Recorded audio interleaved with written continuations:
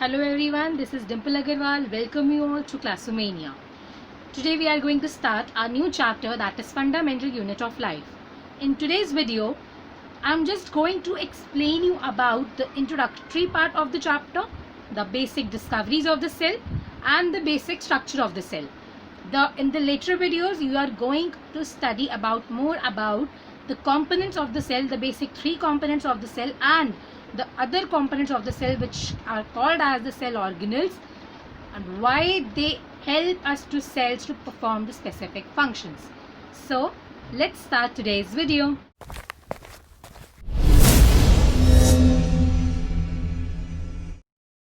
Chapter 5, the fundamental unit of life, the first chapter of the biology. Cells are called as the structural and functional unit of life. Why they are called as the structural and functional unit of life? Because if we talk about the structural part, they provide the structure to the living organisms.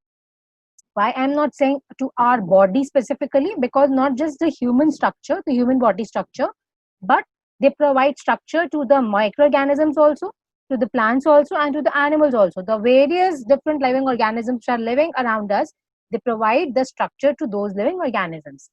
Then why they are considered as the functional unit of life? Because all the necessary function of a living organism took place at the cellular level. The most necessities functions of, for example, if we talk about the respiration, then the breaking down of glucose to provide energy, that process is not being done just by the lungs or by any big organs. Those small important processes of any living organisms are being done at the cellular level. Either they group together to perform that particular function or they perform the function in a single cell, but they are being done at a cellular level. That's why they are being called as the functional unit of life. Now next, why it is called as the fundamental unit of life according to the name of the chapter, because all the living organisms in this universe, not just on the earth but in this complete universe, are made up of cells. Those living organisms or those cells can exist as a single or can exist as multiple also. Exist as a single means some of the microorganisms, unicellular microorganisms, which contains only one cell, and multiple cells means some of the multicellular organisms which are very complex in nature, for example, plants and animals. This is a basic structure of a cell, what basically a cell is. Then next we have is discoveries about the cells, that how a cell is being discovered and how the different parts of the cells are being discovered. What leads to understand that the cells are the one which are responsible for the life. What made us to understand this term? So this had been started in the year 1665. There was a scientist called as Robert Hooke. He was a very curious person. So in 1665, when he had made his own microscope, so to test his own microscope, one day he was just wandering in his garden and he was just wondered that what is the nature of the parts which could be behind this cork, this bark of the tree. So what he has done, he took a cork slice, means a part of the bark of the tree, slice it down in a very thin slice, then observed it under his own made microscope and observed that there is a honeycomb like structures, the small compartment like structure, which he later named as the cells. So this is how the cells were discovered in 1665 by Robert Hooke because of the curiosity of the person. Then at that time, the cork cells are basically, later on we'll study that these are the protective layer in the plant cell which are generally dead. So we could not understand about the other parts of the cell. So to understand about the other parts of the cell and what are the things actually there inside the cell, it is very important to study about the living cells, which is living, which is doing all the functions required to do by a cell. So that living cell was discovered by Anton van Leeuwenhoek after 8-9 years, that is around 1674. And the living cell which he discovered was nothing but just a bacteria, which also led to the discovery of the microorganisms. So no, he just not discovered the living cells or found the presence of the living cell in the pond water, but also it led to the discovery of the microorganisms, as that living cell was nothing but just a bacteria. Then after that, it became mandatory after around more than 100 years, just going with the study of the different microorganisms around us. Scientists started to discover about the things, the parts which are present in the inside the cell.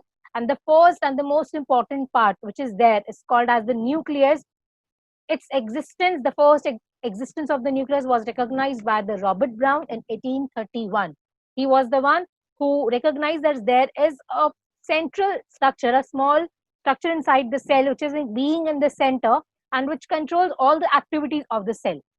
Then after studying about it a lot, he just come up with the conclusion that it is called as the nucleus, which is the main part of the cell, which is the brain of the cell and which is controlling all the functions of the cell.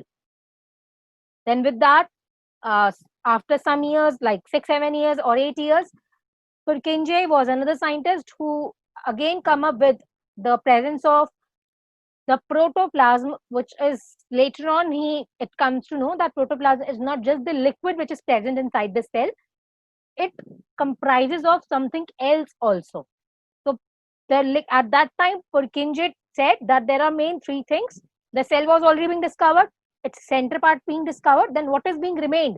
The liquid part which is being left in the cell, that was being discovered or invented by, not invented, being discovered by the Purkinje in the year 1839.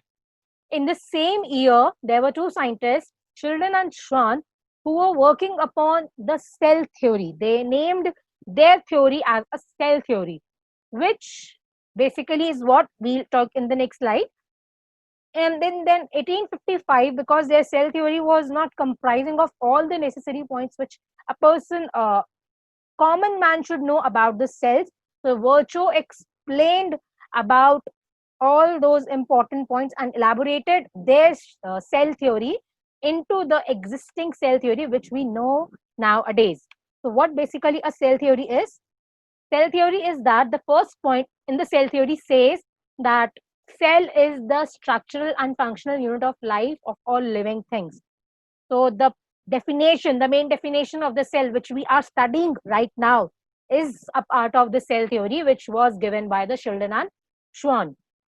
Second point, they say that all the living organisms are made up of the cell. These are not just the structural and functional unit of living organisms, even all the living organisms, either they could be a microorganism or they could be a very complex organism like an elephant or a lion or a human being. They are all made up of cells. The Virchow, what he elaborated, the main point of his elaboration was that the cells, the new cells which are being formed, they are being forming from the pre-existing cells. So the new cells which we are getting day by day, they are being formed from the pre-existing cells only. By their division, the new cells are being formed. So this is the cell theory given by Schilden and Schwann and further elaborated by the Virchow in the year 1855. So this says that it took almost 200 years from discovery of the cell to come up with the thing that all living organisms are made up of cells. Around 200 years took to the scientists to just say these things. Now what the scientists are being discovering about these cells, their different parts, how they are being present in one type of the cell and not being in the other type of the cells. What makes a cell more complex from one cell to the another, and their functions, their different functions in different organisms. If same organelle is present in two different organisms, can they perform the two different functions in the different organisms, or it is same for every organism? So these discoveries are still going on around the cell, the parts, the smaller parts of the cell parts also. In future, we'll get to know more about the cells and their parts. Now, after that, we have the types of organisms on the basis of the number of cells. That we have already seen, that cells can exist single or they can exist as multiple. So based upon that, we have two types of organisms, unicellular organisms and the multicellular organisms. Unicellular organisms are the one in which a single cell is being existed, and the multicellular organisms are the ones in which multiple cells are being existed. They combine together, they form a structure of organisms. They give the structure of an organism, either it could be insect, human body, and plant. These are some of the examples. And then they perform in a group to conduct a specific function. So these are multicellular organisms. Then we have that how can multicellular organisms originate from a single cell? We say that in multicellular organisms, the organisms are comprises many cells, but how they are getting the so many cells and how are so big from a single cell, or an organism like a human being is made? What makes it a so big organism and so it contains billions or trillions number of cells? How is it possible? It is possible because of the capability of cells to divide its own type. Means that when a multicellular organism is being formed, there are different types of cells. Those different types of cells keeps on dividing, and then they perform, they take over the place, certain places of the organisms, and then perform the specific function. For example, here in the picture you can see in humans, when these muscular cell, the example of the muscular cell is being given over here, the muscular cell is being divided, they group together, many cells are being divided and a large group of cells is being formed. Then they group together, this grouping is called as tissues. Then these tissues keeps on multiplying and forming, and this they will form again another very big group. Then this will form organ, and when this organ connects with other organs and form a system, that will become an organ system. And when various organ systems connect with each other, then they will form a complete organism. This flow chart depicts the division of labor. Division of labor means how the work is being distributed amongst different levels while constructing the organisms. Cells are the basic structure. They group together, they form the tissues, which again group together, they form organs. Then organs group together to form organ system. And organ systems, when work together, then a whole organism is working. So this is how a division of labor is being done, and also multicellular organisms originate from a single cell. Then next, we are going to talk about the shape of the cell. In the shape of the cell, if we come across with the discoveries, we have seen that cell does not have a particular shape for each and every organisms. Cells are in variety of shapes which we even cannot think. There are n number of shapes of the cells. There are only certain examples of the shape of the cells. For now, the question arises, what makes the shape so different? The shape of the cell depends upon the functions they perform, generally depend upon the function they perform, also upon the surroundings, not just upon the functions what they perform, but also upon the surroundings in which the cell is being kept. For example, if we say the guard cells in the stomata pores which are there in the plant leaves, those guard cells have the bean shaped like structures. Why is it bean shaped like structures? Because of its function, how it is enabling it to function in that way. Those bean shaped structures helping the guard cells to swell when the water comes in and to shrink when the water goes out, and the helps in closing and opening of the stomatal pore. Now, if we talk about the nerve cells have a various number of n number of branches in it and a long tube-like structures attached with it. What makes the structure of nerve cells like that? That long tube helps to transfer the message, and these branches helps to connect it with n number of another nerves, also to send the message immediately and very quickly to the brain. So this is why the shape of the cell is important, and they are depend mainly upon the function of the organism and mainly of the function which is the cell is going to perform. Now, next thing is that cells are capable of changing their shape, and because of not all cells are capable of changing their shape, some of the cells can change their shape, and because of their changing shape, they can do certain type of functions which cannot be performed with by the other cells. For example, the amoeba, if we talk about, or the white blood cells in our body, they can change their shape, and because of the changing shape, they can move into any way, like they can move from a very small place also, from a very large place also. They can engulf the things around them by making the shape like that. They can prevent themselves by changing their shape if any hurdle or any harm they are seeing, any problem they are seeing in front of them. So with that, their shape can also, change in shape is also helping them in a way. So this is how the shape of the cell is being determined and how it is being helping the cell to perform a specific function. Now next is that how can cells perform distinct functions in organisms? We have almost talked about the cells are the functional unit of life, and they perform the very basic functions of the living organisms. All the basic functions of the living organisms are being performed at the cellular level. So how they are capable of performing those functions? The cells are capable of performing those functions because they contain certain smaller parts, certain components in them, which are being called as the cell organelles, and each organelle is responsible for a certain function. What are the functions which are performed by these or cell organelles that we are going to discuss later in the videos. Then the last topic for today about the introduction of the cell is the organization of the cell, which we have discussed previously also, that there are three main features which are present in all the types of cells.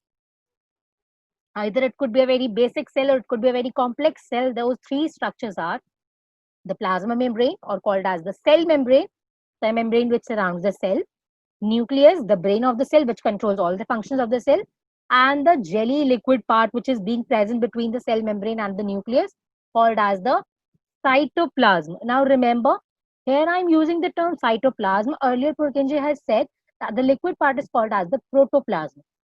At that time I said that protoplasm were known to have another thing also. Protoplasm not just is the liquid part, but protoplasm is the complete component which is there inside the cell membrane in the cell. I mean, all the things which are present inside the cell membrane of a cell are included in the protoplasm. It includes the fluid structure, that is cytoplasm, its components, also the nucleus. Not just the cytoplasm, but the nucleus as well. So cytoplasm is the jelly-like or fluid structure which is there inside the cell. Protoplasm is both cytoplasm plus nucleus. So this is the introduction and all about the basic structure of the cell. In the later videos, we are going to first discuss about the basic three parts of the cell, that is the plasma membrane, nucleus and cytoplasm. And after that, we'll continue with the different cell organelles in the cell which are helping the cells to perform the different functions of the cell. This is all for today. Thank you. If you like the video, then please like, share and subscribe. And if you have any doubt, any query in any particular topic, then you're most welcome to ask your query.